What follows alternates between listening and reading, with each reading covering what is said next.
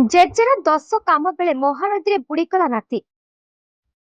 ଜେଜେର 10 କାମ ବେଳେ ମହାନଦୀରେ ବୁଡି ନିଖୋଜ ହେଲେ ନାତି।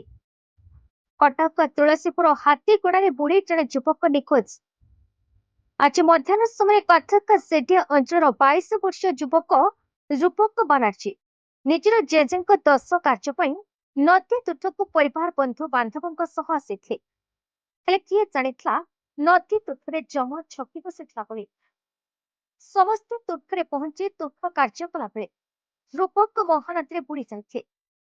ଏହି ସମୟରେ ପରିବାର ଲୋକେ ବଞ୍ଚାଇବାକୁ ଚେଷ୍ଟା କରିଥିଲେ ସୁଦ୍ଧା କୌଣସି ସୁଫଳ ମିଳିପାରିନଥିଲା।